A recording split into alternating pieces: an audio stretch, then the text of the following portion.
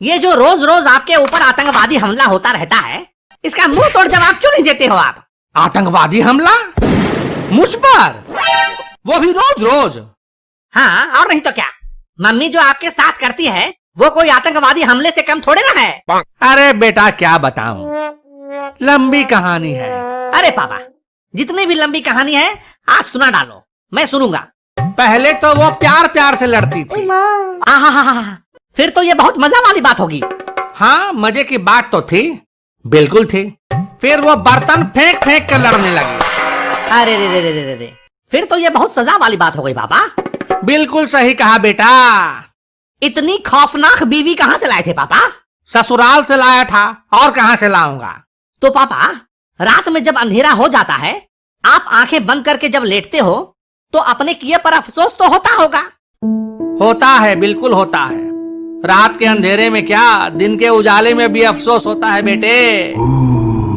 काश कि अगर कुछ दिन और रुक जाता तो मेरी शादी मेरी साली यानी कि तेरी मौसी से होती। आहा, तेरी मौसी वो कितनी सुशील है, सुंदर है, लेकिन तुम्हारे नाना ने धोखा दे दिया।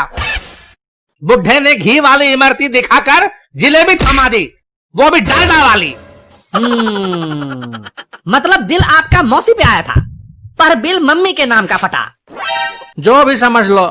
तो भी कोई फायदा नहीं होता पापा। मम्मी के आतंकवादी हमले से आप फिर भी नहीं बच पाते हैं? वो कैसे भला?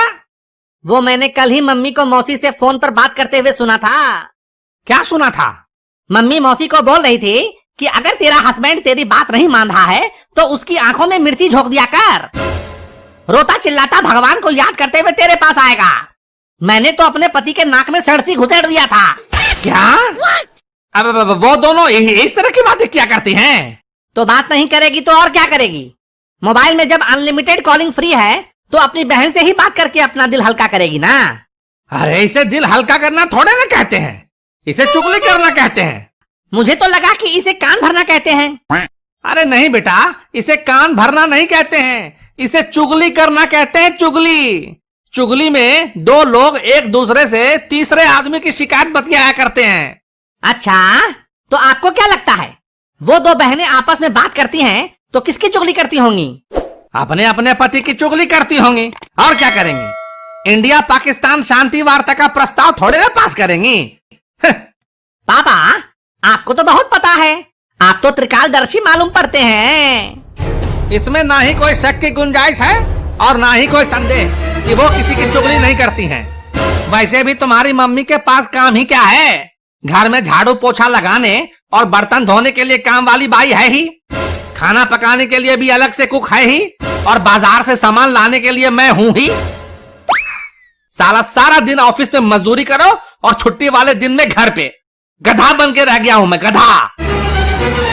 और तेरी मम्मी, उसको तो ऐश ही ऐश है, बस सारा दिन खाना ठूसती रहती है और सोफे पे पसर के टीवी पर सास बहू के सीरियल्स देखती रहती है। पापा, आपको ऐसा नहीं बोलना चाहिए। अरे बोलने दे, आज दिल की भड़ास निकलने दे। तुझे क्या पता, तू तो स्कूल चला जाता है। इधर जब कभी घर में काम वाली बाई नहीं आती, छुट्टी कर लेती है, तो तेरी माँ मुझसे ही घर का सारा काम करवाती है। साला शादी से पहले शेर था मैं, शेर। अब कुत्ता बन के रह गया हूँ, कुत्ता कुत्ता कुत्ता कुत्ता। अरे पापा, आप मुझे कंफ्यूजियाओ मत। आप पहले नक्की करो, आप गधा हो, शेर हो या कुत्ता? क्या? अब मेरा मतलब है कि ये तो अच्छी बात है ना पापा, आपको कोई फर्क नहीं पड़ा। आप पहले भी जानवर थे, अभी भी जानवर हैं।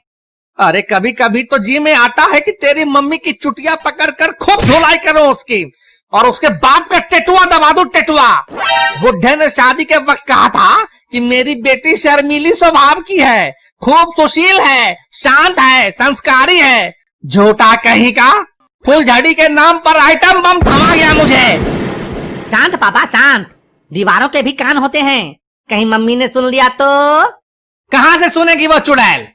बगल वाली तेवरायन के यहाँ गई है किट्टी पार्टी खेलने, किट्टी पार्टी। अभी थोड़े ही लौटेगी महारानी।